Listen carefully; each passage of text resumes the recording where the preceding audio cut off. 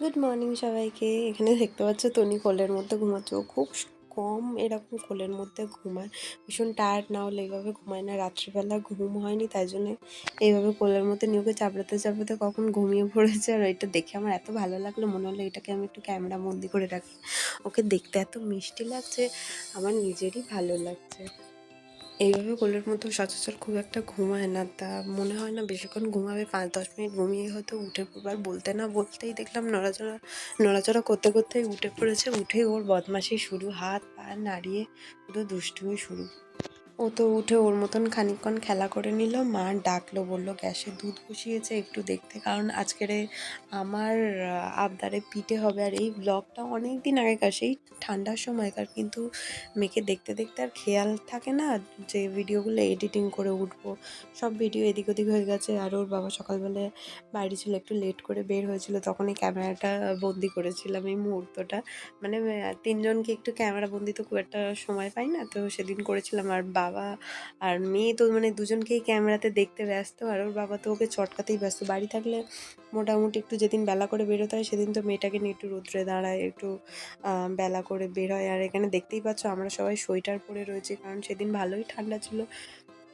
সেদিন ঠান্ডা কেন, কারণ এটা ভিডিওটাই প্রায় জানুয়ারি মাসের। আর বিকেলবেলায় না দুপুরবেলা মামি চলে এসেছিলো, মামি পিঠেগুলো বানাবে। তো আমি রসবড়া খাবো বলছিলাম অনেক দিন ধরে, যে মামি আমি একটু রসবড়া খাবো, তুমি একটু এসো না, বানিয়ে দিয়ে যাও না। তো মামি বললো যে যা যা জিনিস লাগবে তাই তাই বাবাইকে কিনে আনতে বলবি, আমি বানিয়ে দেবো। এবার আমি তো জানি না কী কী লাগবে, তো মাকে ফোন করে বলে দিল। তো আমার শাশুড়ি খুব একটা ভালো পিঠে পারে না, তো ডাল ভিজিয়ে রাখতে বলেছিল। এখানে ডাল ভিজিয়ে রাখা হয়েছে, ডালটা ভিজে গেছে, তো আমি ধুয়ে রাখছি। মামি বললো তুই ওদিকে গিয়ে জোগাড়যন্ত্রগুলো শুরু কর, তারপরে আমরা চাটা খেয়ে যাচ্ছি। তো আমি এদিকে ডালটা ধুয়ে নিয়ে জিনিসগুলো বাটতে আরম্ভ করে দেবো। আমি ডালটা ধুয়ে নিয়ে ঘরে দেখতে এসেছি কী কী রয়েছে। তো দেখলাম এখানে চিনি রয়েছে, সুজি রয়েছে, আর মাখা সন্দেশ এনেছে। কারণ মা বলেছিল একটু পাটিসাপটা করবে। তো আমাদের নারকেল দিয়ে কোনো জিনিস হয় না, কারণ নারকেল কেউ খেতে পারে না, তাই বাবা একটু বেশি করে সন্দেশ এনেছিল যাতে পাটিসাপটা করে। আমারও মানে পাটিসাপটা আর দই বড়া বলছি, রসবড়া খেতে প্রচণ্ড ইচ্ছা করছিল। রসবড়াটা মানে আমার সবথেকে ফেভারিট, তারপরে পাটিসাপটা। আর সত্যি কথা বলতে আমার শাশুড়ি একদমই পিঠে বানাতে পারে না, একদমই বানাতে পারে না। এদিকে আমি ডালটা বেটে ডালটাকে হচ্ছে একটু তো কী করে নিতে হবে, ভালো করে ঘেঁটে নিতে হবে, নিয়ে একদম হালকা করে করে নিতে হবে, নয়তো তো এটা তো হবেই না। আর এটা স্পিডেতে করে দিয়েছি। কীরকম ভিডিওটা দেখতে লাগছে তো, কারণ এটা তো ফেটাতে ফেটাতে জাস্ট আমার হাতটা ব্যথা হয়ে গেছিলো। প্রায় 10-15 মিনিট ধরে ফেটিয়ে মানে পুরো হালকা হয়ে গেছিলো। আর যখন এগুলো ভাজা হচ্ছিলো এত সুন্দর ভাজা হচ্ছিলো, মামিকে বললাম তুমি শুধু আমাকে একটু বলে বলে দাও, আমি করব। কারণ পরের বার থেকে যখন আমার খেতে ইচ্ছা করবে আমি নিজেই বানিয়ে নেবো। কারণ কতবার তোমাকে ডাকবো। তো আমি একটা একটা করে দিচ্ছিলাম, মামি একটা মানে একটা দুটো করে করে উল্টাচ্ছিল, বলছিল আস্তে আস্তে দে বাবা, গরম আঙুলে না লেগে যায়। আর এটা আমার প্রথমবার রসবড়া বানানো, মানে বানিয়ে আমি ভীষণ আনন্দ পেয়েছিলাম। আমি তো আস্তে আস্তে ছোটো ছোটো করে দিচ্ছিলাম, কারণ প্রথমবার না মা দিয়েছিল একদম ছোটো ছোটো বানিয়েছিল। আর সেইগুলো তোলার পর যখন রসে দিয়েছে খানিকক্ষণ পর তো দেখা যাচ্ছে পুরো ঘেঁটে যাচ্ছে। তারপরে মামি আমাকে ডাকলো, বললো তুই বড়াগুলো আস্তে আস্তে ছাড়, আমি আস্তে আস্তে ভাজি, নয়তো এক হাতে তো করা যাবে না। তা আমি বললাম তাহলে আস্তে আস্তে আমি ভাজি। মামি ভেজে ভেজে ওই কড়ার মধ্যে দিচ্ছে। আর ওই যে গ্যাসের উপরে ওই কড়াটার মধ্যে ছোটো ছোটো একদম রসবড়া বানানো হয়েছিল। ওগুলো তো প্রচণ্ড ঘেঁটে গেছিলো। আর এগুলো আমি বানিয়েছিলাম, ভীষণ টেস্টি হয়েছিলো। আর এদিকে মা পিঠে বানাচ্ছে, মানে পাটিসাপটা বানাচ্ছে। দেখো এত ভালো পাটিসাপটা বানিয়েছে, কেউ আর লাস্টে খেতে পারিনি। আর এদিকে তো আমার বানানো রসবড়াটা সব থেকে টেস্টি হয়েছিলো। আমরা সবাই খেয়েছিলাম, কাকিমাদের সবাইকে দেওয়া হয়েছিল, মানে ভীষণ ভালো হয়েছিলো, খুব টেস্টি হয়েছিল। আর আমি তো খেয়ে দিয়ে এখানে আমার নেল এক্সটেনশনগুলো খুলতে বসে গেছি। তাহলে বুঝতেই পারছো আমার এই ভিডিওটা কবেকার।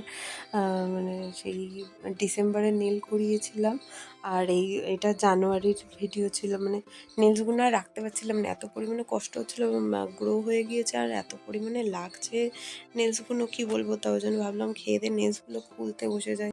লাইফে এই সেকেন্ড টাইমবার নেল করালাম, আর এই লাস্ট টাইমবার। আর জীবনে কখনও নেল করাবো না। মানে নেলস করিয়ে আমার নখগুলো এমনি পাতলা আর বাফার করার পর আমার নখগুলোতে এত পরিমাণে ঘষে দিয়েছিল, আমার পুরো মানে নখেতে হাত দিচ্ছি, পুরো আমি বুঝতে পারছি যে আমার মাংসে হাত দিচ্ছি, আমার পুরো নখটা পুরো ঘষে গিয়েছে। একেই আমার নখগুলো পাতলা পাতলা, তারপর প্রচুর বাফার করতে হয়, কারণ নখগুলোকে একদম শুকনো শুকনো করে দেবে, ড্রাই করে দেবে, তারপরে নেলসগুলো বসাবে, নয়তো নেলসগুলো বেশি দিন থাকবে না। এত বাজেভাবে নেলসগুলো আমার বাফার করে ঘষে দিয়েছিল যে আমার নখের উপরে পুরো ছালটা নষ্ট হয়ে গেছে, আমার নখগুলো এত পাতলা পাতলা হয়ে গেছে। আমি যখন নেল এক্সটেনশনটা গরম জলে ডুবিয়ে তুলছি, উঠছেই না, লাস্টে বাধ্য হয়ে আমি চেপে ধরে তুলেছি, কারণ আমার নখের প্রচণ্ড পরিমাণে লেগেছে আর নখ সমেত উঠে গেছে। আর বাবা আমি করছি না, প্রণাম।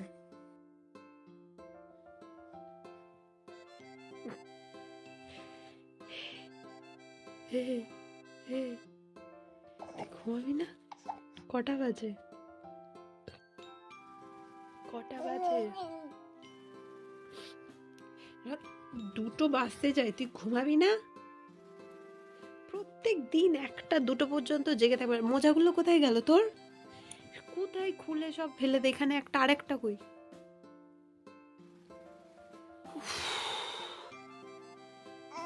যখন থেকে এসেছি ও চোখ রগড়ে যাচ্ছে।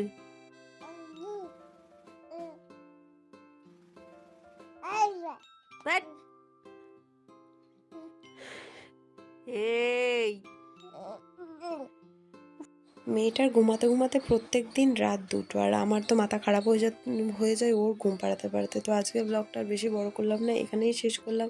সবাই সুস্থ থাকবেন, ভালো থাকবেন, দেখা হবে পরবর্তী কোনো ব্লগে। Tata, bye bye.